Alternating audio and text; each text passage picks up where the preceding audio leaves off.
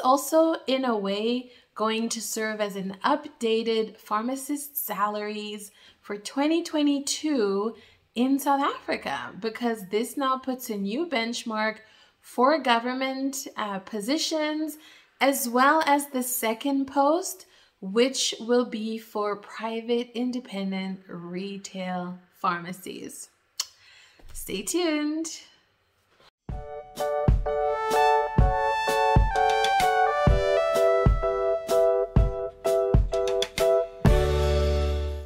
Hey guys, welcome back to Farmers. I hope you're doing well. It's January 15th and I'm making this video because there's a really cool post advertised currently for pharmacists that I need you guys to apply to.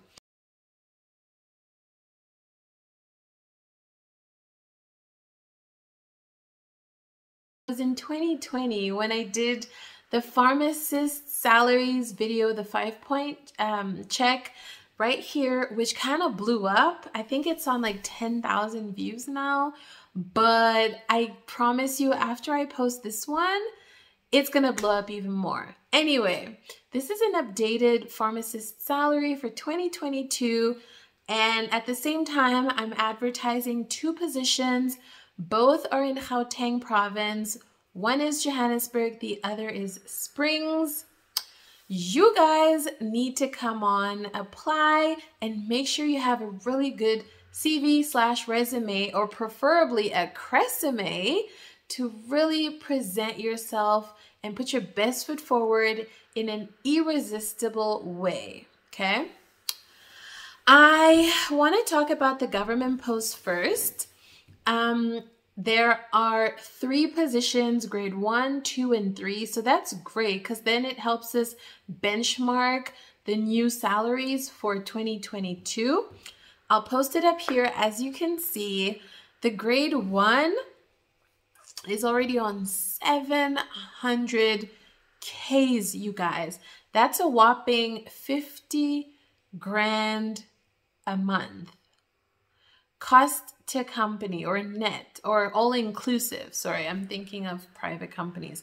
All-inclusive. So this will include any and every bonus, any additional allowances, etc. But that's really great. For a grade 1, you all out there are making bank straight out of school. So I really encourage you guys, if hospital pharmacy is your thing, go and apply with a quickness. Make sure your CV is polished. If you need help with that, contact us. We make really great resumes. Then you can see grade 2 salaries, and then you can also see grade 3 salaries. These people are sitting on 830,000 a year. That's close to 70 grand a month, you guys. Just for, and I'm not gonna, this is not like taking a jab at pharmacists, but let's be honest, in a hospital setting, the scope is a lot more reduced than, for example, and again, it depends. I'm just generalizing, but if you're in outpatients, for example, usually the assistants will pick and you sit at a table and you cross-check and approve the prescriptions. So for that, you get a really good return on your career investment, if I can say. Compared to some other positions and roles, this is really good money for time spent. I'm thinking there are no weekends because it's a government hospital. Probably you'd be on call maybe every or once a month maybe. Anyways, you guys, the closing date is on the 26th of Jan, so you need to apply ASAP, and all the best. Good luck. Well, this also means that the general or national average for pharmacist salaries is on the rise. Especially in government, and it's kind of to be expected They usually do an annual adjustment with like inflation or whatever. But I do want to note though, there needs to be a review of roles and scopes. I really don't understand how in 2022, some hospitals and most clinics don't have a clinical pharmacy department. Like, that is outrageous to me. The amounts of errors, pharmacological errors that happen and that we witness on a daily basis is really astonishing.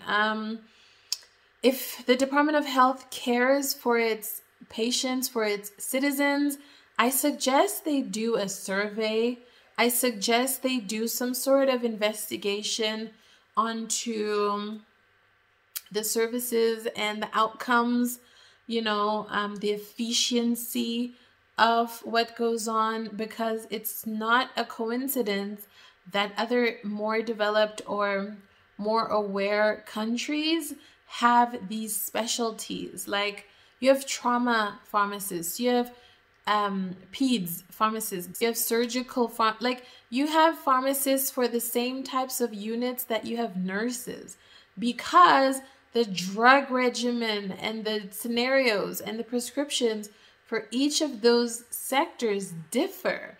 And you absolutely need a specialist in pharmacotherapy, aka a pharmacist, to be on top of things and prevent the misuse, the absent rationale, the craziness that goes on with some of these prescriptions and orders. Like, it's really cringe, especially with antimicrobial usage. You guys, pre-op, post-op, like, it's an absolute mess. But anyway, I digress. This is not about that. This is about salaries. So let's move. The second post that is on Advert at the moment, currently opened, is a position for a responsible pharmacist in Springs. This is at a retail outlet, independent pharmacy, very customer or patient oriented. You will have to do some clinical work. You will have to do some drug reviews. You will have to obviously dispense, compound, counsel, possibly consult, you know, the whole 9 yards shebang. So this position has a little bit more detail. It has, they advertise it as 192 hours a month, I think. And it's also a really great position. It can pay, they mentioned payment or the salary could go up to 50,000 rands, plus a performance-based bonus. So that's fantastic. They're motivating you to work better in order to get a bonus. So yeah, this is a position. It's actually available and urgently needing to be filled immediately. So if you also need to apply for that, contact Farmers. If you need your CV to be updated, hint, hint, wink, wink, you better get that CV polished, honey. If your CV doesn't have a personal section to describe you, then you're just another number. Please don't send CVs that state B-Farm, internship, ComServe, and then you're done. Like, who are you? Show me your personality. Why should I pick you over anyone else? You need to say, come with the enticement. Come with the bold confidence. Tell me why you are the man or woman for this position. Bring your innovation. What programs do you intend on initiating? Do you have a particular passion for diabetes? Do you want to handle all the diabetic patients and enroll them into your, you know, newly designed specific medicine management program? Whatever the case, you guys, come through with the innovation, come through with the freshness, come through like with the bold statements. Like, if there's 10 of you, what is the differential factor? What is it that is different about you? Why do you want it more? It still seems like a lot of you guys apply thinking that things are like owed to you. Like, you have this entitlement. You just, here's my CV. You don't even like personalize it.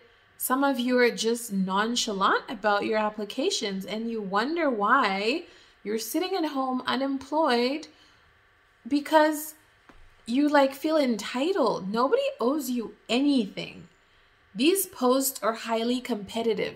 There are tens and thousands or hundreds of people in your exact same position looking for them. So yeah, that was just an extra stretch to like push you guys.